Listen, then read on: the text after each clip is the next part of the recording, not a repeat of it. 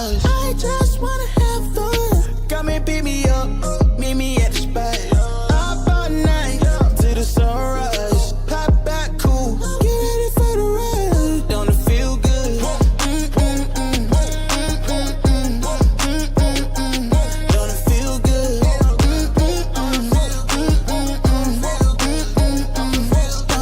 Don't it feel good? How you feel? Turn it up a notch.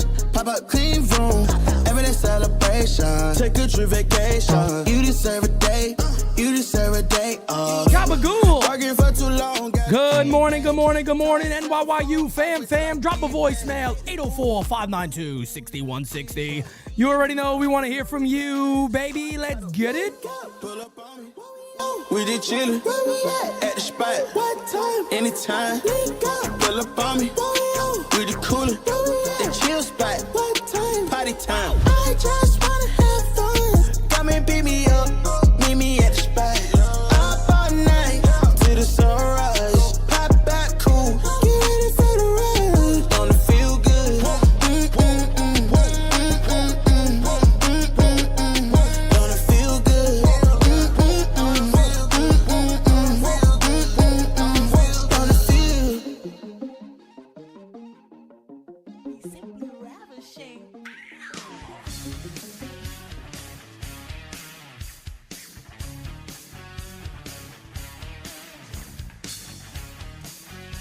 This is the face of a man who means business, baby.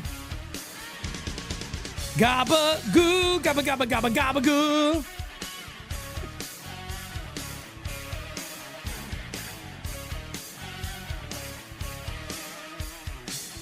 Hey. We won another series, damn it, and we're feeling good.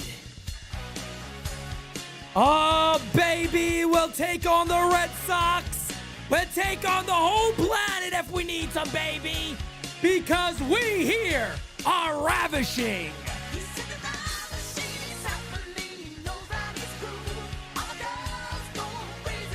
Oh, they want his gabagool. Good morning, good morning, good morning. What is going on? NYYU fam, you bet your ass I said that right. The girls go wild because they want the gabagool. I mean, can you blame them? No, not at all. Can you blame them? Not at all. Who doesn't want gabagool these days, man? Hey, I mean, hey, it hits. yo. It hits. Hey, I'm just yo. saying. All right, now, ¿Qué es eso? ¿Qué es eso? Gabagool. ¿Qué es eso? you gotta be careful what you say this month. You never know. Just saying. Hey, talk about the gabagool. You got to be careful. You know what I mean? I got to speak I got to speak in tongue that way to make sure, you know, nobody knows what I'm saying. Voices today, guys. I heard a preview. I'm just saying. Okay. Ladies and gentlemen, I'm happy. I'm excited today. You might see the desk rise today. I'm being honest with everyone. Sometimes it has to happen. I mean, you got a lot of reasons to be excited. You said it. I do. Yankees won another series. Tonight, the Yankees commence the first series against the Red Sox, right? Yeah, so, little Boston action. I like it. That's a good reason to be excited. I mean, there's a lot to be excited about. People, you know, doing their thing. Jazz is back. Yeah. Hey. Yeah, you know what I'm saying? So it's a lot to be excited about in Yankee land right now, bro.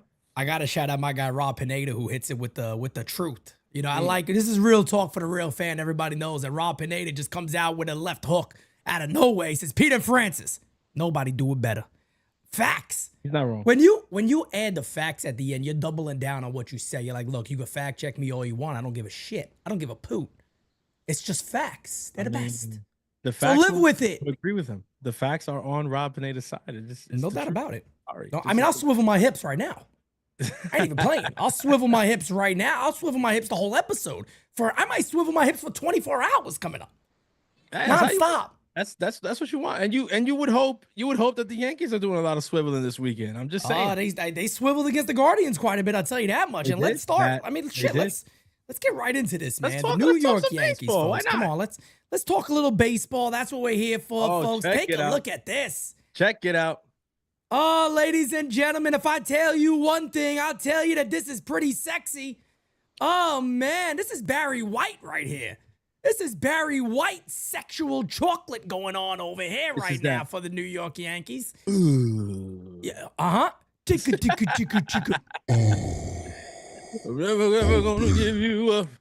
I'm never gonna give you up. I'm never ever gonna stop. Not the way I feel about you. Girl, I just can't live without you. That's what this is. That's what this is right here. Yankees 38-23. Yes. 7-3 over their last 10. The Yankees are 5.5 up on everybody else in the division. It's kind of funny to see other teams kind of being above 500 now. It took them a little bit of time, but the Rays and the Jays like, all right, let's get above 500 and let's act like, we're kind of a part of what the hell's going on here. But playing good baseball. They're playing good baseball, man. As of late, the Rays and the Jays. Well, I mean, I would say more so the Blue Jays. Did you see the Rays win yesterday? That was wild, bro. That might have been the most Tampa Bay bullshit I ever seen in my life. They scored 2 runs on a ground ball to second base. Bro, so literally, this was last playoffs, right? Shout out to Ashley. She's a friend on Twitter, right? Big Detroit Tigers fan. So obviously pays a lot of attention to the AL Central. Okay. We're going into our series against Cleveland after beating Kansas City. Right. And her first message is, I hope you guys can defeat them because they have some devil magic that, trust me, you're not gonna freaking believe it. And I was like, I don't know. I was like, damn, I didn't get. I mean, I knew Cleveland was all right last year, right? Pretty good, but I figured they were just, they were winning games. They're a pretty good ball club. And then we played them, and you realize they just soft contact you to death. To death, yeah. Soft contact you to death. And when I saw, it's a fundamentally driven team, man. That's what they do. Exactly. They play really, but to their credit, right? They play really solid defense. Yeah. They pitch as well as anybody, and their bullpen is lights out. But on the offensive tip, they will soft contact you into oblivion to sleep. And then you got like sneaky good power threats like Manzardo. David Fry. And then you got Daniel Schneemann, who's having a good year. Yep. Christmas. Like Quan is, I don't know about you. I think Quan's the best leadoff man in baseball.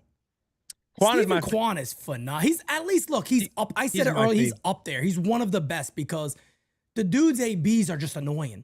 Like you watch, it's like, bro, just freaking foul out or pop up or ground out the second, would you? And then he's like, no, I'll just get to 9 pitches. And then if anything, I'll either walk or then I get out. But I'm going to make your starting pitcher see about like 7, 8, 9 pitches immediately out the gate. I agree with you. And he's my favorite leadoff hitter in baseball. I'm not going to sit here. He's awesome. I love him. Semantics. So some people say, well, no, this guy hits first and he's better. That's fine. But here's why I say Steven Kwan is my favorite leadoff hitter in baseball, because he is a traditional leadoff hitter. He's that old school leadoff hitter. He's the type of old school leadoff hitter that we grew up watching. The guy who hits for average, the guy who sees a ton of pitches, the guy who fouls off a ton of pitches, the guy who constantly battles, gets to full counts. Doesn't matter that he gets 2 strikes on him. He's still not an easy out. And sometimes you get into a full count, he fires off 3, 4, foul. The next pitch you throw, line into right field, single. It's like, imagine you throw 12 pitches to a guy and it ends in a liner to right field. The dude standing on first base just looking at you like, all that for this. Like, all that. And that happened in Clark Schmidt's game, the first inning. It went like 8 or 9 pitches. He walked them. Yeah. And he's over there like, yep. But you saw him last year. You saw him last year in the playoffs during game season. He was the most annoying at bat in the lineup. Absolutely obnoxious. He is the kind of person, he's the kind of player that if he's not on your team, you have to hate this dude because he's the most annoying at bat there is. Yeah. Like, he does not go down without a fight. You get him to 2, you can start him 0-2, which I've seen. It's funny because all we're describing right here is just a great leadoff hitter. I mean, that's all the talent of a great leadoff hitter. What it used to be, I think, because agreed. That's where people will argue us down and say, "Oh no, he's not the best leadoff hitter in baseball." Well, because sometimes the Mets, remember, the Mets were leading off Lindor for a time. Okay, but Lindor is not a traditional leadoff hitter. You understand? Right. I don't want to have that argument with people because I know that there's plenty of teams putting all types of different. I mean, we Kyle Schwarber. We lead off Trent Grisham. Like, bro, I talked about it last night. Kyle Schwarber is the guy that leads off. That he puts up tremendous production. We know that, but Anthony Rizzo was once a leadoff hitter. You remember that? Bro, that's what I compared it to that, and I was like, it's different because Schwarber walks. He's actually not slow. He's not a lard ass. No disrespect to Anthony Rizzo. By the way, Anthony, I'm waiting on the cooking show. I'm not joking. I want an Anthony Rizzo cooking show so bad, but let me ask you a question. And now that we're on this topic, and me and you have talked about this a lot. I think we've talked about it here. We've talked about it on DS, and I think a lot of people in the chat also agrees. But I don't think we're ever going to get this year. I just pray that we eventually do at some point. And Aaron Boone, if you're listening, Yankees analytic department, if you're listening, I still think it works for both sides, old school and new school. I want the 1, 2, and 3 in this order one day against right-handed pitching to be Dominguez, Rice, Judge. I don't know if I'll ever get a chance to see that, but I want that so badly because, Jason Dominguez did not have a great game yesterday. First at bat, he ripped it, I believe, to second when they had him on the shift. Absolutely smacked the baseball. Then had some tough ABs where I needed to see him put the ball in play a little more. He wasn't able to do that, especially with a runner on third base with one away. Wasn't able to do that, but Dominguez is that prototypical leadoff guy in the sense that he works old school and he works new school. New school because he walks a lot. He can hit for power. He could get, the OPS is going to be up there. You want to see him get more ABs, especially against right-handers. Good. And on top of that, he's fast as shit. He's super fast. I would love to see that 1, 2, 3 in the Yankees order. I'll be honest with you. I don't think we see it one time this year, but who knows? Maybe when Dominguez in the past has gotten really hot in July. I'm just saying that's usually when he just takes off. So we'll see what happens. It'd be interesting to see. I won't say that we'll never see it. Because it's definitely something I can see happening next year. No, I meant this year. I don't know if we see it this year. It makes a lot of sense this year, but I'm with you. We probably don't see it this year. But then they'll do it next year and be like, we just thought like he had a lot of it's okay. So and then we'll be mad because we'll be like, oh, so now you think that now's the time that you want to do that. 3 years ago. Okay, great, no problem. You son of a bitch. You look at a guy like Dominguez, and it's true. I mean, it just is what it is. I mean, he's a nice fusion of old school and new school, and I think that's what it's going to take for us to get a leadoff guy that everybody hands down agrees with. Right now, though, the Yankees are still running out. Guys like Grisham who seem to have turned back into a pumpkin, and that's not. He's been struggling. This is not his fault, but what's going to happen here soon is, and you were not even soon. You see it already. People on the timeline with bad things to say about Trent Grisham attacking the player when he's not the one that writes himself into the number 1 hole at the beginning for games. He's not the one that puts himself in the game. It's not his. Agreed. You got to play where if you're a guy like Trent Grisham, you do what you're told. Like, okay, you're playing today. Okay, I played today. Okay, you're leading off today. Okay, I lead off today. Like that's. What's in your control is the results, and they haven't been coming. But if he's getting those results and they still keep putting them there, that's his fault. He's supposed to go up to them and tell them, "Hey, don't leave me off." Like, come on.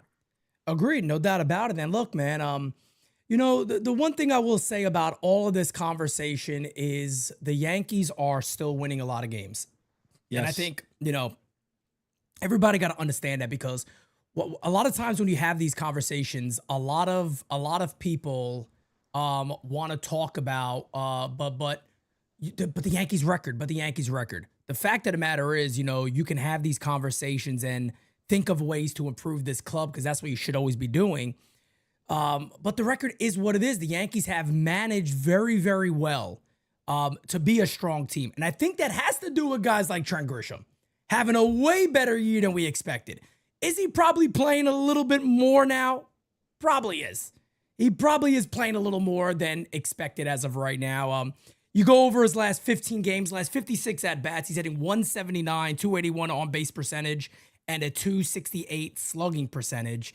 So, yeah, he's tailored off a little bit. He's kind of slowed down a little bit, but, what are you going to do? We'll see if the Yankees mix things up. We knew that this was coming. Of course. Trent was never going to keep that up. A long time ago. I want to say I was talking about this on two Bronx or Nothings ago, that's my issue with the whole Trent Grisham thing. It's not that he's not producing and he doesn't have good numbers now. Yeah. It's that the Yankees are normally the last to realize when a player is kind of regress to the mean, and they keep running them out there, and it gets very ugly before they then show a willingness to move on from that. But in that same token, right, a point you just made, and I want to reiterate, the Yankees are still winning, and that agreed is what you really have to focus on, because as the old saying goes, winning covers a multitude of sins. So it doesn't matter if the lineup is not necessarily constructed the best way. It doesn't matter if they're batting belly behind Judge when you'd rather see him in front of Judge. It doesn't matter if they're still batting Volpe too high. It doesn't matter if they're still leading off the wrong guy. If they keep winning, it's going to keep covering. And honestly, I was ready last night to rip into the team on the timeline, because for the most part, the game was a 2-run game off of 1 home run from Cody Bellinger. And I went and I started looking at numbers, because I was like, I feel like I've been looking at this team that we saw last night. I feel like I've been looking at this version of them for at least 2 weeks. Lo and behold, I do the numbers. The Yankees are averaging about 3 runs a game over the last 10. 3 runs a game. Great done. Is not going to get it done with the rotation that we have when you can really only depend on Max Fried and Carlos Rodon. And even then, right, we saw Max Fried be human last Friday against the Dodgers. Of course. So what do you do in those situations? If you're honest with yourself, you say 3 runs aren't going to get it done. We got to hit more. And that's why the lineup construction does, loom large for the Yankees. But then look at their record. They're still 7-3 over those games. And the thing is, right? And the thing is too, I mean, it's something I talked about yesterday. We saw some of that yesterday. So I don't want to talk about all that. I want to get to a voicemail first, then we'll talk about the final game of the series, and then we'll get to the series coming up. Yesterday's game was really interesting. So I want to talk about yesterday's game a bit, because when you were just mentioning the lineup and all that and scoring more runs, I was going to talk about, of course, the dynamic of having a guy like Jazz back in that order. Yes. Because he gets on base, he could steal, he could run. Because the one thing the Guardians also do very well, they run, they steal, they go first to third, they do that on everything. And I feel like when the Yankees... And who's at the front of that for them? 100%. Who's at the front of that for them? Stephen Kwan. Stephen Kwan. So it's nice. And if you're the Yankees, you should be able to look across the diamond and see what other teams do against you and go, why don't we do that more? But I think they got somebody in a lot of now with Jazz coming back that could actually aid in that and help with that. But before we get into the first voicemail, I do want to shout out Cody Bellinger. Over his last 15 games, 54 at-bats, he's hitting 296, 381 on-base percentage, and a 556 slugging percentage. So that is, of course, that guy that we want to continue to see more and more of. So shouts out to Cody Bellinger. But let's go ahead and get into the first voicemail of the day. Here he is, Joey. You remember me? Joey. Joey's the name. Joey's in Germany. Calling in from Germany. In Germany today, all right. Game from Germany. Nice. They don't have gabagool here. No gabagool in Germany. They have Frankfurter Wieners. They have huge Wieners here. They serve it with mayonnaise. Fucking disgusting. But anyway, the beer's great. I just called to say I hate Leiter Jr. I hate Leiter Jr. And I also hate the Devin Williams guy. I need to hold hands and skip away right off the fucking cliff. But other than that, glad for the W. Bye. Auf Wiedersehen. Well, the international man of mystery right there, Joey. Joey is now in Germany. The man calls from another country every time he calls up. Shouts out to Joey. Germany's definitely dope. I've been there once. Supposed to go back this summer, but yeah, they do serve that with mayonnaise, which is, aside from just being like a weird combo, it's very ayo. Like a sausage with mayo. I'm sorry, bro. Boom, boom, boom. All right, like that's not. I'd expect that in France. But I'm like Al Bundy. Okay, me and the French, we don't get along too well. I'm like Al Bundy. All right, that's it. I would say French. We got a little beef I don't going get on along too well with, but I don't want to do that live on air. Check this out. His points. I got a story for you as soon as we get off the show too. I got a point. His points are valid though. He's talking about Mark Leiter and Devin Williams. What did you think about Devin Williams' first crack at being closer again?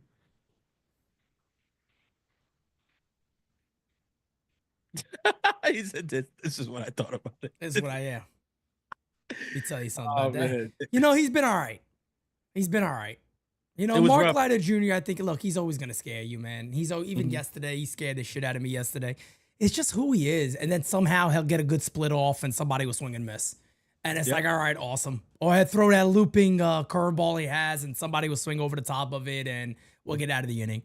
I mean, it's kind of who Mark Leiter Jr. is. You got to kind of just live with it right now. As Kev Boogie with the super chat says, Belly since 425, 307, 388, 559, 947 OPS, 165 WRC plus. Those are phenomenal numbers. And look at Kev Boogie coming out of nowhere with the analytic numbers. Unbelievable, Kev Boogie is. This guy comes out of nowhere with these numbers out of nowhere. Unbelievable. I don't know why I tripled up on out of nowhere, but I did.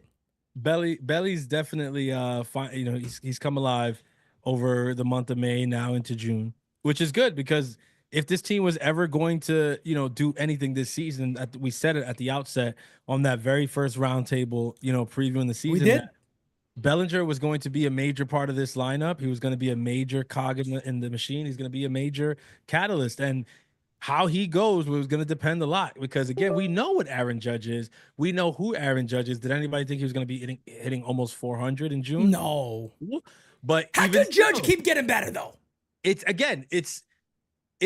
the same crazy. As crazy as it is and as insane as it is, in the same token, it's also like, it still doesn't surprise me, though, because that's kind of it's been like. He's just a freaking anomaly. He's a freaking nature. He's a unicorn. And honestly, if he just continues to get better, it's going to be amazing to watch. I'm going to be in shock watching it, but at the same time, I'll be like, should I really be in shock though? I mean, it's Aaron Judge. But without guys like Bellinger, without guys like Goldie, without guys like Jazz, it wouldn't mean as much, you know? No, I agree. I mean, you saw what happened last 100%. night. Dickey's situation comes up, Aaron Judge comes up, and 4 fingers straight up. Like, they're not. That's not gonna happen. Like, for like now, as we're coming into June, you'll start to see it. July, too. You're gonna see it more. August and September, when you're playing against contenders, right? And they're trying to win these games because they need them, because one game can make the difference for them. And they're in a situation late in they're not pitching to Aaron Judge. No, definitely not. And that's what makes it so important. Like you said, that's what makes, you know, where Bellinger is so important. The guys behind Judge, Goldie, and those guys, Jazz, it's going to make their job so much more important. So that's the argument, before we, right? We're keeping Belly behind Judge. That's right. That's right. So before we move on to yesterday's game and a great start by Max Fried and some of the other stuff in yesterday's ball game, one more voicemail here. We'll keep it going. You guys have loaded us up today, so I appreciate that. Let's keep it going. Okay, Pete, General Francis, and the greatest community in the whole wide world. Salute. All rise. Here comes the Boston Judge. in the rearview mirror, 9.5 back. I believe it's 10 in the loss column. Damn. Keep them there. Let's finish them. Let's do what we got to do. Pete, looking at the jukebox, I couldn't help but sing this. Go ahead. Let's go. He walks way down the street with the brim pulled way down low. Okay. Ain't no sound but the sound Queen of the action. Machine guns ready to go. Are you ready? Hey, are you ready for this? Are you hanging on the edge of your seat? Okay. Out of the doorway, the bullets rip to the sound of the beat. Yeah. Bump, bump, bump. Another one bites the dust. Okay. Bump, bump, bump. Another one bites the dust. Hey, and another one gone. Another one gone. Another one bites the dust. Oh, he's biting the dust. You too. Another one bites the dust. Yeah. How do you think you're gonna get along without you when I'm gone? Hey, you took me for everything that I had. Kicked me out of my life. Happy? Get it. Are you happy? Are you really happy? Are you satisfied? Are you 10, baby? Oh, I'm satisfied, baby. I'm fucked up today, Pete. I'm sorry. Use the first one, brother. Oh man, Uncle Dom. That was a good All choice. right, I like so wait a second here. I gotta talk about this. Uncle Dom at the end of that says, use the first one, Pete. Uncle Dom sends me 5 voicemails. Uncle Dom, I love you. You know I love you, brother. You know I love you so much. I got too much going on, brother, to go through 5 or 6 voicemails to get your best take. Hey, what am I your producer nowadays? Unbelievable. I'm trying to get a show going here. I look at the screen. I go, damn, we got 20-something voicemails. 8 of them is Uncle Dom. Like, what the hell happened over here? We don't got an intern yet. I think they think we have interns working behind the scenes, working the phones. Guys, we're still a small business. Very, very small. It's literally, man, it's what you see. What you see is what Francis, you get. I was messaging you, leaving the gym. I'm on my way home now. I just finished 25 minutes before the show. So yeah, when I pulled this up, I'm like, what? I don't know which one to play. I'm like, let me get the last take, I guess. Yeah. He's like, use the first take. I got no idea what to use. I'm using what's in front of me. But anyway. Good morning, Jira, MVP. The beautiful, lovely, wonderful fiance in the chat. How you doing, Ove? But let's talk about Maximus Fried. So Max Fried bounced back in a major way yesterday. Oh, he was bouncing. 6 innings, 1 hit. Yes. 1 friggin' hit against the Guardians. My man said enough is enough. It's time for a change, damn it. He is now 8-1 with a 1.78 ERA. And Francis, I'm going to say something right now. Mm-hmm. You ready for this? Dime. He is our version of what CC Sabathia was. Because if you remember this. That's a very good take. CC was a stopper. Yes. No matter what you want to say about CC Sabathia, who the U loves, by the way. Shout out to CC Sabathia. We'll probably be seeing you soon at some point. But we love CC here. And CC Sabathia was a guy that if the Yankees lost, you'd want CC on the mound. The next day. Get C on the mound because we're going to win. Yep. Max Fried is now 7-0 after a Yankee loss. 7-0. That's a great thing, of course, but it's not a great thing because it's a great thing, but it also is a little bit of a negative because it just means the number 5 and 4 starters are just not consistently winning enough. They're not doing, really good, but you need it. That's the way you stop bad streaks. That's the way you stop, a downward spiral is having a guy like Max Fried that goes, hand me the ball. It's all right. He just came off of an outing where all of Major League Baseball is going to look, he faced a good team and look what happened to him. Like he didn't face good teams the rest of this year, which is absolutely bullshit he has. But Max Fried comes back out, and I guess the Guardians aren't a good team. I guess that's the new conversation here. And I get they're not the Dodgers lineup. I understand that. But they got 1 hit. There's a lineup that has Stephen Kwan in it, J Ram in it. 1 hit off of Max Fried. This is everything you wanted to see after that last outing. You wanted to see him take the ball with all the grit that he has and dominate, and that is exactly what he did. After throwing 30 pitches almost in the first inning, Max Fried still gave us 6. You kind of knew, right? You're watching yesterday's game. You see that top of the first start to unravel, right? He gets the 2 outs, and then it starts going by the wayside. And you're thinking to yourself, this could be a problem. And it's 2nd and 3rd because the Guardians do what the Guardians do best. And now they got 2nd and 3rd, and there's pressure right out the gate. But as you're watching it, I know most fans are sitting there thinking the same thing that the Guardians are thinking in their dugout. We have to get him here. We have to get him here. Because if we don't get him here, in the past, this season, he's shown that might be the only opportunity he's going to give you because he'll settle in nicely, and then it's nails from then on. And the Guardians don't get to him, and what do you know? 1 hit, 6 innings, shutout baseball. They didn't get to him. And that's been the beauty of Max Fried. Now, when I look at what Max Fried did, when I look at what Carlos Rodon did, they have been the 2-headed monster at the top of this rotation, right? Anchoring this rotation and by default, anchoring this team with all the wins that we're racking up because of how good they've been performing. You could make a case that they're the real MVPs of this club. And that's not a knock on Aaron Judge, but both of these guys with your ace going down, my goodness. Yes, I would wholeheartedly support that argument. it does bring up a question though, right? And this is a hypothetical, obviously would never happen, right? But Okay. say the playoffs started tonight, right? All Playoffs right. start tonight, and the ALDS matchup is us versus, say, Cleveland first round. Just Okay. shits and giggles, right? Cleveland first round, Yankees, Cleveland first round. Who are your 3 starting pitchers? No, we know two of them. We know it's Maximus. We know it's Maximus Fried. We know it's Carlos Of the Beard course. Rodon. We know this. But then you got 3 other guys right now. You got Schmidt, Warren, and Yarbs. Who is your third guy? Do you go Yarbs and go lefty, lefty, lefty? Do you say I gotta throw a right-hander to split the 2 lefties up and see if they put the lineup, even though you don't love the right-handed options more than you love the left-handed option? Who do you go with? Against a team like Cleveland, it wouldn't be too bad to go lefty, lefty, lefty, to be honest. Okay. Just because it turns around Jose Ramirez, they got some switch hitters that it turns them around to the right side, and they got some tough lefties. You got Stephen Kwan, Manzardo kind of takes them away. They're gonna probably play Big Christmas out there, who is not spectacular at all.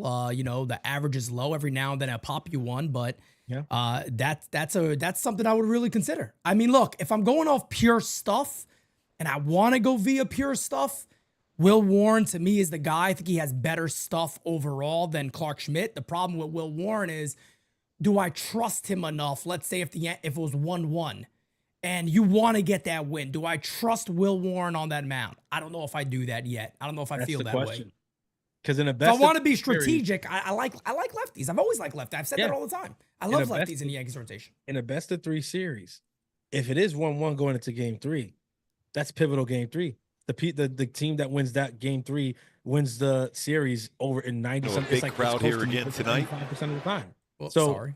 That game 3 is big. So where do you go?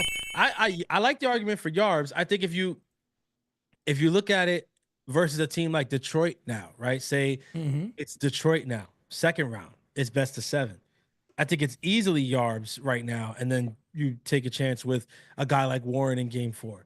But we know the Yankees, and the Yankees probably go Schmidt all day. Yeah. And Francis, let me add to what you're saying, because I know some people are probably going to hear this about Ryan Yarbrough and go, these guys out there mind. But let me show you guys something real quick. Ryan Yarbrough, folks, he's not a fluke. He's not a fluke at all. You look at these numbers right here. This is Ryan Yarbrough this season.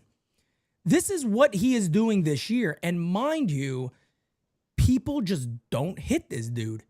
It kind of sounds crazy to talk about because it's like, well, where the hell did Ryan Yarbrough come from? But Ryan Yarbrough has been good. I mean, even last year, 98 innings with a 3.19 ERA.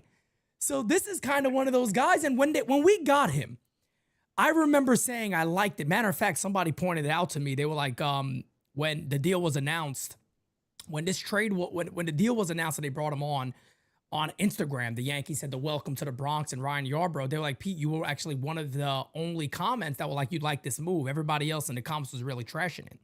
And I went back and I saw that and I was like, yeah, this is a good signing for the Yankees. I like this move. Welcome. And Ryan Yarbrough's expected ERA is 2.92. His current ERA is 2.83. Players and opposing hitters don't hit this guy well. They don't square him up. He's very difficult to square up. And look, listen to what he does. 24% cutter, 23% sinker, 23% sweeper, 21% changeup, and every now and then he'll throw you something straight. Other than that, Ryan Yarbrough's always moving. His pitches are always all over the place. He doesn't blow you away. He doesn't have this unbelievable stuff. But man, oh man, tip of the cap to Brian Cashman and team for adding him when they did, and tip of the cap to our good friend Everyday Scotty Wright, who was all over this. And to be fair, I was always there with Scott Wright. Like, you do need innings. And I never saw this as a starter. I was always like, hey, those guys are valuable. Guys that could give you 90 innings out of the bullpen and pitch to maybe a high 3, mid 3 ERA. Even if it's a low 4 ERA, you got to accept that because that is a valuable spot for a pitcher. But Ryan Yarbrough has been friggin' awesome for this club. When he was made available, my argument for him in the chat was exactly this, that they would be bringing him on as a bullpen arm, right? Because that's what I think Christian was the one who first responded. He was like, for the pen. But I said, I was like, yeah, but I was like, he could also spot start too. Like, he can do what they kind of wanted from Stroman in the early goings, right? And in spring training, what they were saying, like, oh, well, maybe put him in the pen and we'll put him here to, like, he's not that guy. But I was like, Yarbrough actually can do that. Like, he has done that. And he's going to be fine in either role because he's a vet now. So he's comfortable with it. So he makes sense for the Yankees. And then the Yankees went and picked him up. And we were excited about it. I mean, now to see what he's done, obviously, none of us predicted this. But when you look at, what you just said, it's not out of the run. It's really not that shocking. A guy who throws every pitch in the 20s means that he's unpredictable. That's what it is. It's deception over everything. You don't know what's coming. That's the problem. So good. For a He's hitter. been so good. You don't know what's coming. And that's the worst feeling for a hitter. It's the most uncomfortable at bat when you're looking at a guy on the mound who's unpredictable.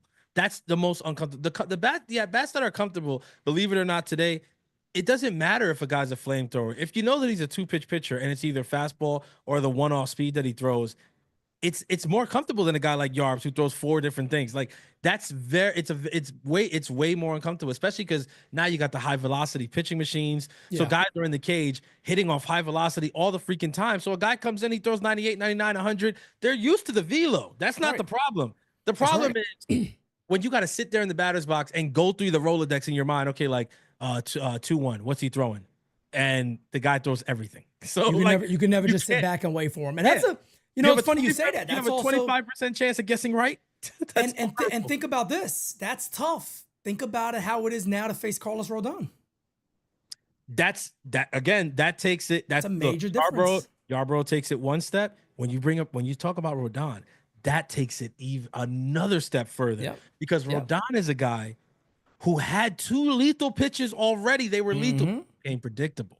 And he came over here and he was a predictable pitcher and guys knew what they were going to get. And the velo was there sometimes. And then the velo dipped at times or whatever. But even when it was there, he still struggled. Why was that? Because you knew it was either or. And in certain counts as a hitter, it can only be the one. It can only be the fastball. So when a guy throws 97, but that the fastball is coming, it really doesn't matter anymore. That's right. What's different with him this year? He's throwing like 5. Throwing 5 pitches. He throws a sinker in there now. He got a great cut. He has a beautiful curveball. One of the best changeups in the game. 2 strikes doesn't mean slider anymore. You guys know I could go on this. I could go on this all day and talk about Carlos Rodon, man. I'm so happy for him. But we got a super chat here from Senor Rod Thompson. Hey. I respect Scuba and Crochet. Is it Crochet? Am I saying this right?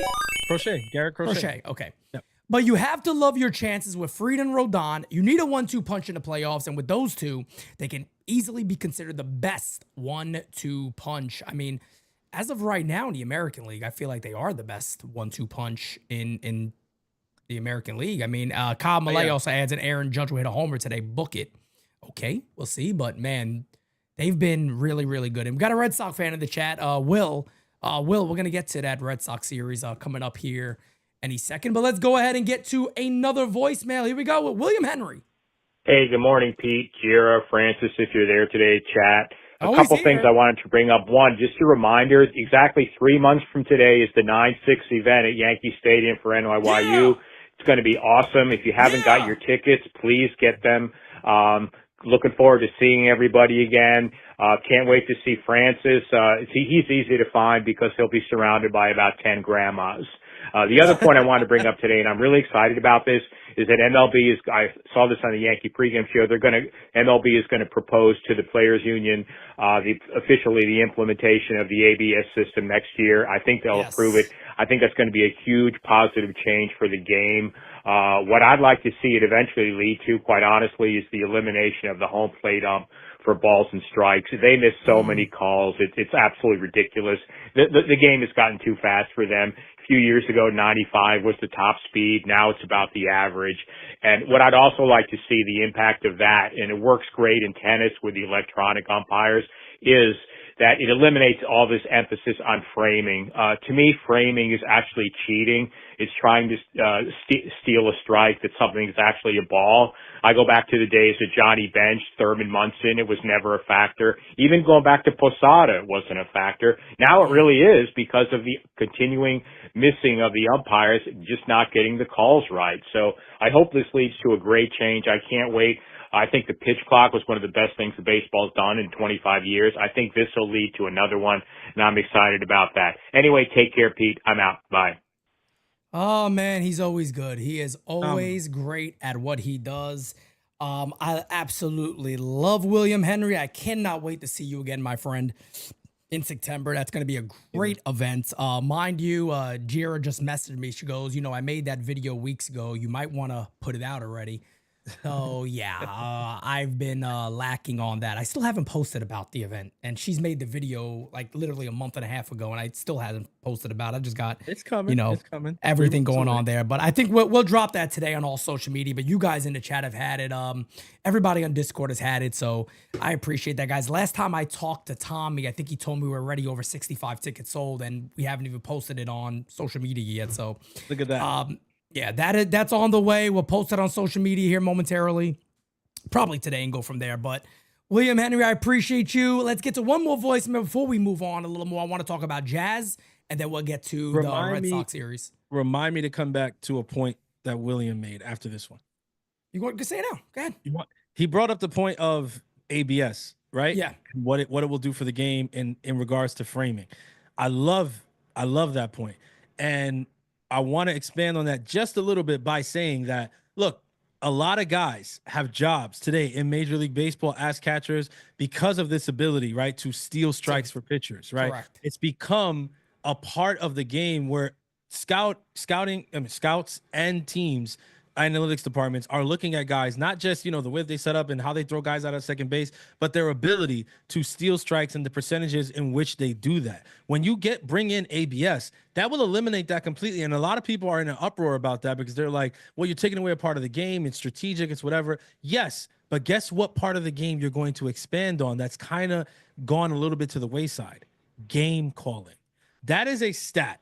Not really a stat, but it's an area of play, of performance that used to be one of the end-all be-alls for a catcher. Correct. How does this guy call the game? How does this guy manage the field? What type of general is he out there on the field? Because your catcher is the general. Make no mistake about it. Of course. Game starts and goes with that guy. And a lot of the times today, what do you hear mostly? I mean, most of you guys, you don't hear that because you're listening to game season like smart individuals. But for those of you who aren't, you're sitting there and you're listening to a broadcast that tells you every single game they want to talk about how good this guy is or not good at framing. And it shouldn't really be that big of a conversation. The conversation should be, look at the game this guy's calling behind the plate. I mean, him and this pitcher are in lockstep. Their chemistry is amazing. Like, what did Max Fried, what did he say yesterday? He credited Austin Wells for the game call. He said he called a phenomenal game. He said he came up to me, that 3-1 count, came up to me, spoke to me afterward about that. That, to me, is what we need to focus on a little bit more with the catcher. So going to ABS, eliminating that framing thing is going to put more of the onus and the emphasis on game calling. And I, for one, am happy about that because I miss that. I think it's a big part of being the catcher. No doubt about it. It's a major tool. It's a major tool in the relationship. Also, you want to continue to build those relationships with a starting pitcher and a catcher. Let's keep it going, guys. Here we go with the one and only Macho King. It's Francis, Macho King in the house. How you doing? To the underground, yeah. The Yankees played Boston, and make no mistake about it, these games are important, and they gotta play to sweep. Because you can bury these Sox early this season and move on to more important business. Because toying around with games on the ropes will get you nowhere, yeah. And Crochet is a tough customer, but keep an eye on Cody Bellinger tonight, because I think he's going to have a big series against Boston. Dig it! But now it's time for everyone's favorite part of the voicemail. Macho King gonna hit you with his finger. I bought the ride myself to put you to sleep for knocking out jabronis is part of my curriculum. When I rock the party, I'm just licking them and sticking them. Got rosin days like a bag of Lays. Doing this for fun. The busters catching elbows, but you can't eat just one. It's pandemonium when I'm on the mic. The church suckers need Imodium. All this is done by 11 a.m. All I need is a pen and a pen. The haters can't believe when the man's is running wild. I just smack them in the grill and say, "You can't defeat my macho style." It's all my mates and mama stay macho, stay golden with the UWO. Yeah! Macho! There it is. Let me tell you something, man. That man is an animal, man. He went nuts on that freestyle today, man. And I needed that. Man. That Lil Let me Wayne tell you album did something. not deliver for me. So I needed the bar, man. You needed the bars from Mach. That's what Mach Needed does. it. I mean, he Needed supplements. You know what I mean? He's like, all right, hey, show's already great. Let me make it even better. Let me voice come on board switch? and make it even better. I thought he put somebody else on the phone for a second. That was really, he went really old school on that. He went really old school on He that. did. I love that. I love that style right there from Maj. He's just top notch, top of the line. Let's get one more. Oh man, you know this guy got something for Boston. Oh God, last voicemail scared the shit out of me. Here's Simon, everybody. Let's see what he got in store this Morning, time. Pete. The Bella Vista Bocce Master from New Haven, Connecticut calling. How you doing? Well, today's the day we play those Red Sox, huh? We got the lawnmower out, Pete, and Devers is going down. The gift from God's going to hit so many home runs, the Red Sox will be begging for mercy before we even play them. We're going to beat them, Pete. They can be beaten because don't forget, we beat them back in '06 with the Boston Massacre, 5 games up at Fenway. And we'll do it again here at our field. All rise for the gift from God. Well, you have a good day, Pete. Rock on. NYY Underground forever. Smacky the likey. Hitty the subby. And remember, Aaron Judge is the gift from God. I said, Aaron Judge is the gift from God. Watch out, Red Sox. The lawnmower's out. Bye, Pete. Yo, this guy, man. Yo, man. Macho threw knives in the chat. Yo, this man is a savage. Oh, Good morning, Simon. God. That was a good voicemail. I liked it. You liked it because he said he got the lawnmower out for Rafael Devers. That's nuts. What's he gonna do to Devers for, man? Leave the man alone. Get him out. Bro, I don't know. Hit him with the lawnmower. I like that energy. You know the thing about Simon is though, bro? He's Old Testament. Like he don't play that. He don't care. He knows it's 2025 and people want to talk about, well, the Astros are a bigger rival or the Mets are a bigger rival or I don't know, maybe or the Dodgers, they beat us in the world. Nah, man, Simon is Old Testament and he says that the Red Sox are still the team that the Yankees need to beat season in, season out, today, tomorrow, forever. I respect it, Simon. Shouts out to you. And I hope Aaron Judge goes deep today just for you, not even for me, for you. Simon hates the Red Sox so much. When he would shout out Team Pete before the softball game, he would say, "Go beat those Red Sox, Pete." Yep. Like the Red Sox. Who the Yep. He hates it. He's like, Pete, I want you to win, and I know you got to look across that field and see an enemy. And if it's the Red Sox, you'll see the enemy. Let me tell you something, man. Maybe Simon is more sane than all of us at the end of the day. It could be true. He might just be more sane than all of us. Who knows? One overarching theme, though, across all the voicemails has been a lot of the fans kind of feel, I think the way I feel, I don't know if you agree with this, that this series is not a series to be taken lightly or taken, too calmly. The Yankees have an opportunity, maybe not mathematically, but spiritually, to bury the Red Sox.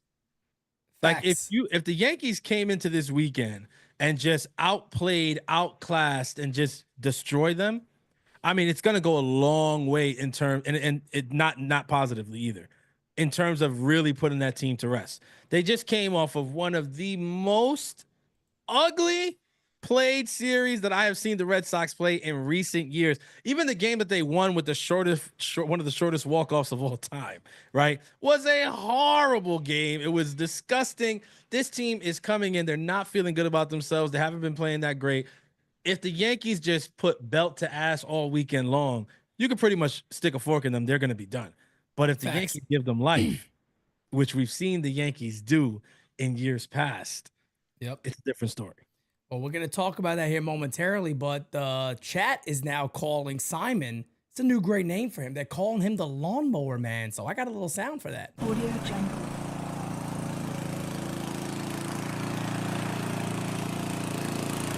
Ladies and gentlemen, it's the Lawnmower Man. Hi, Pete. Simon calling from Villa Vista, New Haven, Connecticut. Bye-bye, Boston. Hey, there's Rafael Devers. Watch out, Rafi. This man is wild, man. But I like it. Lawnmower Man. The Lawnmower Man. He's coming to cut your lawn. Yeah, no doubt about it. Let's go ahead and talk about it right now. The Yankees get back Jazz Chisholm, and he made an impact immediately in this series against the Guardians, as Jazz had 3 hits yesterday. He had 5 hits in the series since he's returned. Yep. So Jazz has come back, and you just got to remember one thing about Jazz. There's a couple of things, because I talk about this a lot, man. I think in a couple of years in a row now, he's been rated the most overrated player by his peers. Because Jazz is flashy, he has a bit of style about himself. He really doesn't give a poot what people think about him, and I respect all that from Jazz. But at the end of the day, again, right, as a Yankee fan, that's all cool, but you got to produce. Like as Yankee fans, we can like you all day, but I like his style for the team, but you got to produce. Results And matter. I'm gonna be 150 with you all, as I always am. Jazz's at bats look so much better over this series. Yes. You've seen the two-strike approach kind of come alive with the two-handed swing, just to look to put the ball in play, make contact. He had an infield single. He had a nice base hit to the right side, a nice base hit right up the middle, hit a home run. But that's the thing about Jazz that is special, and it's why the Yankees wanted him, and why he was on the cover of MLB The Show. The talent has always been there. Everybody knows it. Everybody's waiting and sitting back to say, when is Jazz gonna have that monster year? It just feels like it is right there to happen. And I gotta say that I am so happy that when you listen to Jazz talk, it feels great to hear him talk, because Jazz even said, when I came back, it was like a new start for me. It wasn't about looking at what happened before. It's about I'm starting basically 0-0-0, and I'm going out there to play baseball now. That is such a brilliant way to think about it. It's almost like that injury really allowed him to have a reset. Yep. And I think he really needed that. And good for the Yankees that they kept on winning anyway. But Jazz looks like the better version of Jazz that we all asked for, because the one thing that's special about him, he could change that two-handed approach and still hit the ball out the right field. That's who Jazz is. That's why I've been sitting there, screaming, going, hey, if you want to swing away on no strikes or one strike, that's cool. But when it gets to two strikes, change that approach, because you can still put the ball out. You got that type of power. But I'm 100% he did. And that's what I really like about Jazz this series. You saw the stolen bags. You see the impact he has on the bases. He's very, very vital to this Yankees lineup. And on top of that, too, he's such a friggin' team guy. Jazz is like, man, they can put me wherever they want. I'm going to play. I want to win. He said this is the best organization I ever played for. I want to win here. I love it. You got to love it. Now just let's see the production. And he's the man. Yeah, I think you brought it up early in the show, and I think it's something that needs to be kind of, hammered home, right? You cannot understate the impact that a guy like Jazz Chisholm, when he's firing on all cylinders, has on this New York Yankees lineup. It cannot be understated. The guy can hit for power. The guy can put a ball in the gap. The guy wreaks havoc on the bases. He's fast. He's, he's very, very athletic. He is an athlete. And in a game that saw itself lose a lot of athleticism the last couple of decades, and then now this decade, to see athleticism make the return that it has with guys like Jazz, Bobby Witt, Ellie De La Cruz, Fernando Tatis Jr. I'd be remiss if I didn't bring up his name. To see that coming back, right, in a big way, and a guy like Jazz being, one of the guys mentioned always at the forefront as one of those electrifying guys, is amazing. And we need that in this Yankee lineup, because it is true. Watching this team, even when the offense is hitting, you got a lot of guys up there that kind of just go about their business. They're trying to win. They're trying to beat you, but they go about their business very professionally. And that doesn't necessarily electrify the crowd and bring them on their feet and have them on your side as much as when a guy like Jazz Chisholm gets on first, steals second, realizes they're sleeping, hops over the guy and goes and takes third. That brings a crowd to life. And that's what you need. You need to wake the zoo up. Now, right now in June, it matters, but it doesn't matter anywhere near as much as it does come October. Say that happened in a playoff game, what happened last night, the stadium would have reached a fever pitch. Now Johnny Damon 09. Yes, now the guy coming into pitch can't hear. He can't hear his own thoughts. He feels like the building is shaking. It's ridiculously loud. That puts an immense amount of pressure on the guy on the mound, and that's why you love a guy like Jazz, because he can do that. The issue that we were seeing at the beginning of the year was he wasn't putting himself in the position to do it enough, because he was swinging a little bit more wildly and kind of going, selling out for that power. This new two-handed approach seems to be working. It's only been one series, so let's see. We'd love to see him have a big series this weekend against the Red Sox. You know that. But you're right.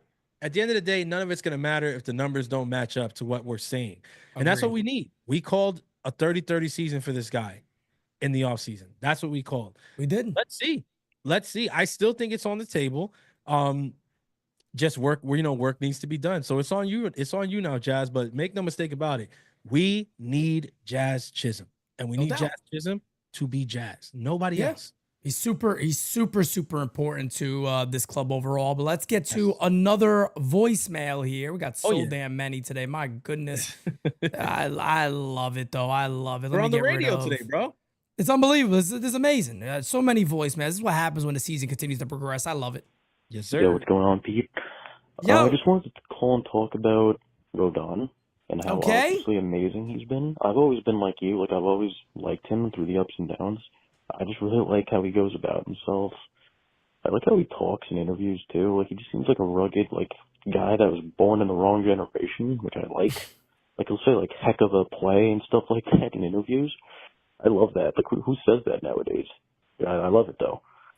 It's great. Guy's just performing like an absolute beast. Yep. Noticed he stopped wearing the Rodon hat. I don't know if it's like a jinx situation going on, but I'd love to see you whip that out again. This is the best time for it. I mean, the guy's been including more than just fastball slider. I mean, what can you say? He's been unreal. And at a time where we needed most with Cole out, it's like we have two aces. Knock on wood. So just wanted to call and give him some flowers and see his take on that. And I would love to see the Rodon hat make a comeback. So keep doing what you're doing. Go Yanks. Appreciate you, man. And look, the Rodon hat is right over there, but the problem is I'm as superstitious as a baseball player is. So with the way it's going right now, you ain't going to see that Rodon hat. I can tell you, it's literally right there. I don't even want to put it on camera, but you trust me, it is right there. The Rodon hat has gone nowhere. It's right there. I ain't trying to mess up anything. I'm as superstitious as a ball player is, man. I ain't messing around with that. So no way in hell. Yeah, leave it as it is. Whatever. If it ain't broke, don't fix it. Nope, I'm leaving it alone. It's been amazing. I ain't trying to mess nothing up, but we're gonna get to two more voicemail, guys. Then we're gonna talk about the series, this upcoming series, and we're gonna wrap it up. Here we go. Buenos dias. You know me as Big Papi Chulo Numero Uno NYY. You know, All Pro. What up, though, King? I like it. What's up, Francis? What's up, Good morning, everybody in the chat. Happy Friday, baby. All Pro. I can't wait for this series. Beat some Red Sox ass. Fucking love it. Let's all have a good weekend. I don't have nothing much to say because I'm late for work and I got to go. Pete, Francis, keep doing your thing, baby. I'll see you guys later. All right, cool, man. One love, baby. And what about you? Let's go. Man. Yeah, I appreciate that. Before going to work, my man's like, you know what? Nah, man, I gotta be able to. I gotta call in. I gotta call in real quick because that's more important. Before I leave, I gotta get in a phone call and make sure my voicemail's in. I love it. I love every second of it.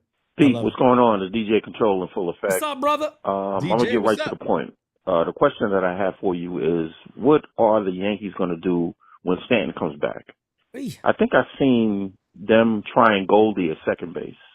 I mean, what do you think? And then Ben Rice playing first base. They're going to have to do something to get all these guys in the lineup. That's my question to you guys.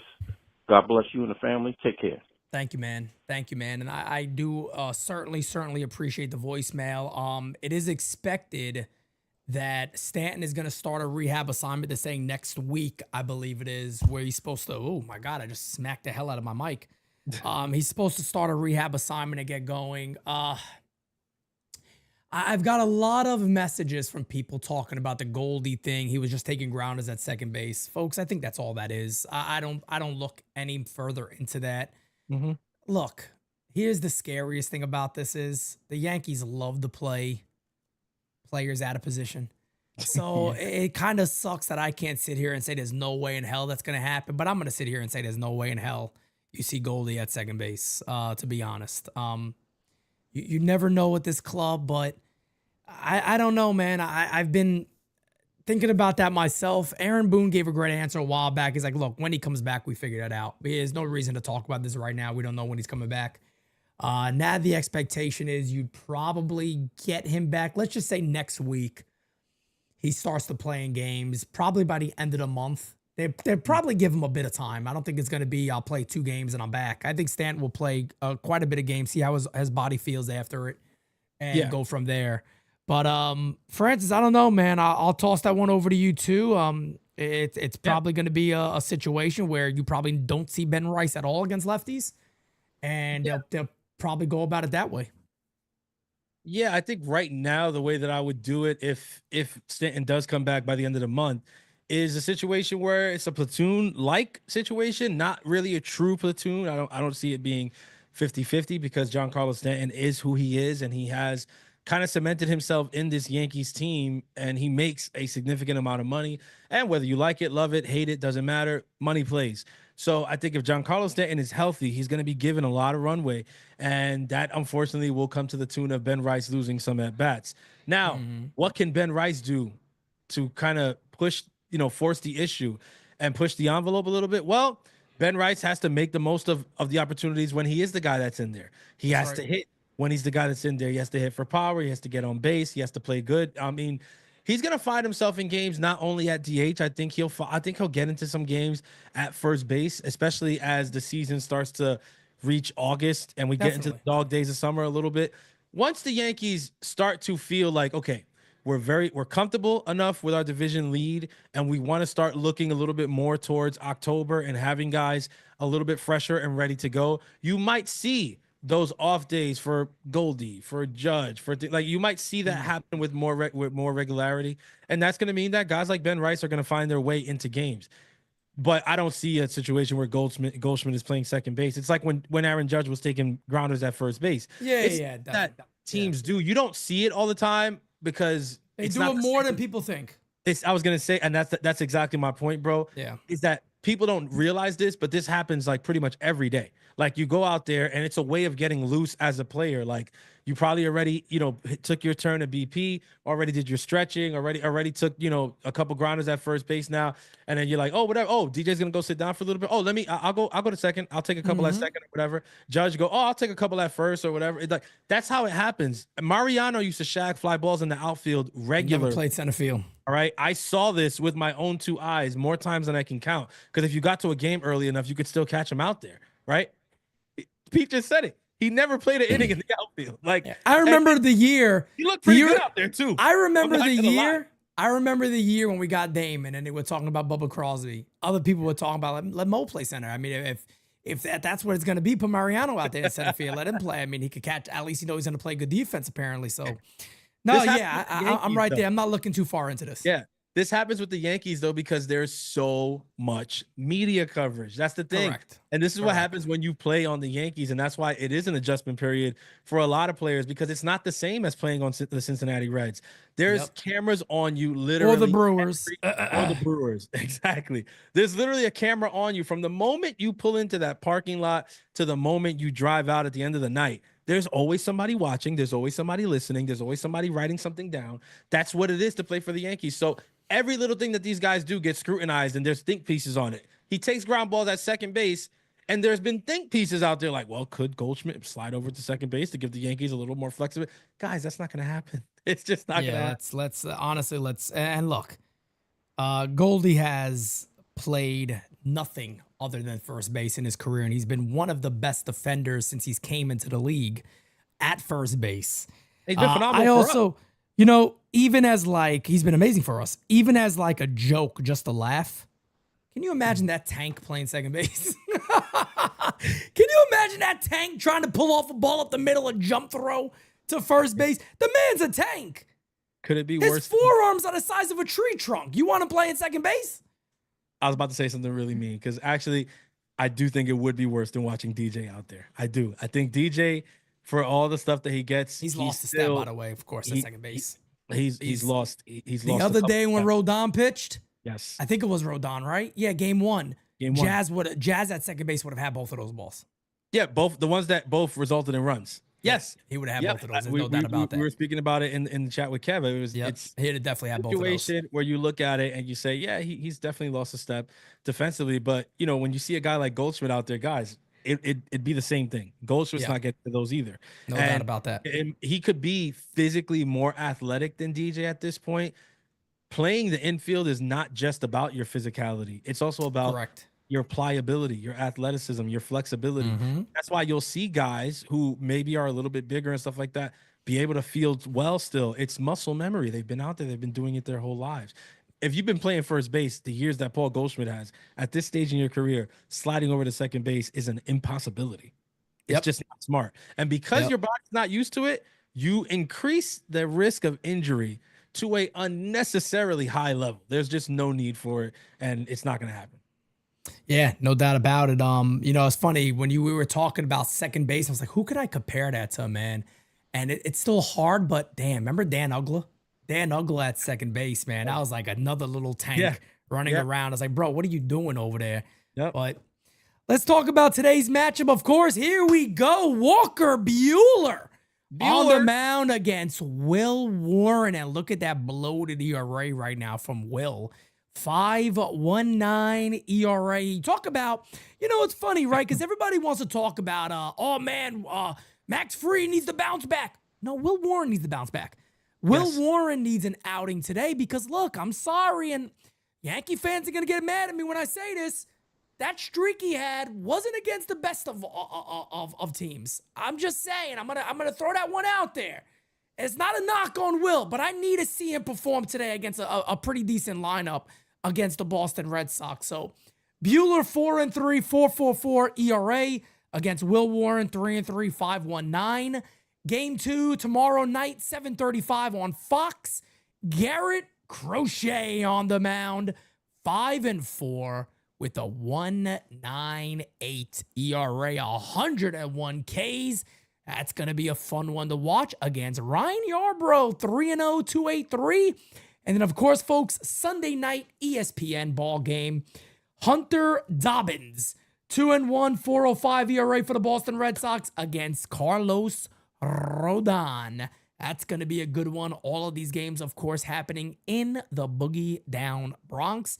Then right after that, the Yankees take on the Kansas City Royals. But Francis, what do you think about these? What do you think about these pitching matches? What do you think about this series? And give me a prediction. What is the final win-loss of these 3 games?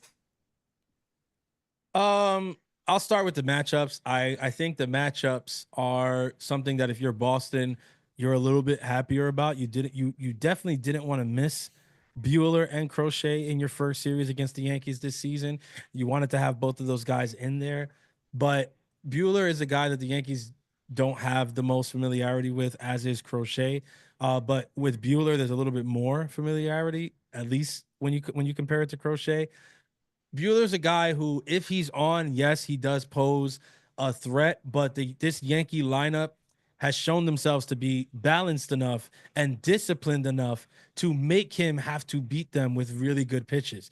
Meaning that if he's not on his A game, they will be able to sniff that out and cause trouble for him. So I think that the matchup against Buehler is really going to lean more heavily on what Will Warren gives you on the other side, because I think the Yankees can give you enough. And if they don't get it from him, they will definitely put that bullpen to work. So if Warren can have a bounce back start, and when you say this, right, I know that, you're logical. You're not out there saying I need Warren to go 7 shutty with 10 Ks. No, not at all. No, Not at all. Not at all. Bounce Not back. at all. We're saying pitch into the 6th inning, 2 runs or less. Like, you're giving us a great opportunity to win. You know what I mean? That's what I'm talking about. It's when you start getting to 4 runs given up and we're just getting to the 5th inning, like that's a little bit trickier. 4 or 5 runs, those are harder to come by. But if you pitch us into the 6th inning and you've given up 2 or less, you've given the team more than enough at a chance to win. So I think if he can do that and the Yankees find a way to solve Buehler, they take tonight. Garrett Crochet, however, is a tough customer. He's a tough cookie, man. He's a tough cookie. He's a tough son of a bitch, that guy. Dude is filthy with a capital F. You are going to be playing a lot of Uncle Filth tomorrow. It's going to be a rough one. Well, I got a new one coming. Oh, there you go. I don't believe Romeo Santos. So nasty. Yeah. Well, you go. I upgraded that one. I might be playing that quite a bit. Yeah, you're going to be playing that one quite a bit because he is absolutely disgusting. And I do believe that the Yankees are going to have a tough time solving him tomorrow. I think he's a pitcher where you just kind of hope he's having a bad day. Like, really, best case scenario, hope he's having a bad day. If not, then what the Yankees need to do is survive him. Find a way, let him do his thing. He's going to carve you up. He's going to strike you out a lot, but make sure he's doing it on enough pitches. We cannot Yes. Don't help him out. Or pitch at bats back to back to back to back to back. We can't do that. He's going to strike guys out. We know it's going to happen. But let's try to make sure we're seeing 5, 6, 7 pitches per at bat so that come 6th, 7th inning, he's got to hit the showers. Okay. And then the bullpen's got to win it for them. And if we're able to keep it close enough, which Yarbrough has proven to be a guy who's able to do that and then some. He just did it against the Dodgers. I don't see why he shouldn't be able to do it against Boston. We can also find a way to win that game. But if the Red Sox do win a game, I'm guessing it's going to be tomorrow. Game 2. I mean, it's logical, yeah. Exactly. Game 3 is ours. All right. Yeah. I don't think what's his name? Hunter Dobbins. Dobbins, yeah. No disrespect to the Hobbit, but you're about to get your back blown out on Sunday. Okay. Hey yo! He's going full Diddy on him. Yeah, the Yankees are pulling up. Wow. They pulling up with the baby oil. They pulling up with the Astro Glide. It's not going to be a fun day. Oh, my God. It's not going to be a fun day for the Red Stockings fans, okay? I'm just going to get that out here now, all right? So you're not winning Sunday. I don't think you're winning today. You got a good chance tomorrow, but even that, up in the air with the way y'all been shaking ass lately. I'm going to go Yankees 2 out of 3 with a strong possibility for 3 out of 3, depending how they decide to show up. It's on them this weekend. I'm not putting any of the onus on Boston here. I think the Yankees this weekend will dictate this series from start to finish. I'm going to go ahead and I'm going to say 2 of 3. I agree with you. I think game 2 is a toss-up. We'll see how that one. I mean, obviously that game 2 favors the Boston Red Sox. So if you are a betting man, I think you know what game you would choose the Red Sox with. But I do want to do one more thing too before we leave. I just want to talk about what I was saying about Will Warren right there and the opponents he's faced. Now, at the end of the day, even if you face bad opponents, you got to pitch. And he pitched. He faced Tampa Bay. He went 4 2/3, gave up 3 earned runs. It's somewhat of a decent outing for Will. The Athletics, 7 1/3 inning, 1 earned run. Seattle, 5 innings, 2 earned run. Texas, 5 innings, almost 6, 5 2/3 innings, no earned runs. Then Colorado, 4 innings, 2 earned runs. So again, it wasn't this phenomenal streak. He had 1 really solid performance there, or you could say 2 with Seattle, the 5 innings, 2 earned runs, 9 Ks. Even Texas, he had 10 strikeouts. He was piling that up. Again, this is not a knock. I want to see him do it against Boston. I want to see him show up tonight and have a really solid performance that I could kind of hang my hat on and go, all right, I remember that performance. That gives me some, that's refreshing to see from Will Warren. I feel a little more positive about him. We got 1 super chat here. Pinu says, F Boston, let's go, you smash Beantown bums, please. But ladies and gentlemen, much love to all of you guys. What an episode it was of All Rise and Shine. Of course, ladies and gentlemen, you already know game season live a little bit later tonight for the ball game. It's going to be amazing. With that being said, folks, follow us on Instagram. Get your tickets to NYYU Day, September 6th. And of course, like Jira just put in the chat, use that code. Use that code NYYU25. You got the FIVO link right there. Home games, you get a very, very good discount. That's directly from the Yankees. So ladies and gentlemen, until next time, have a great day. Peace out. Yeah,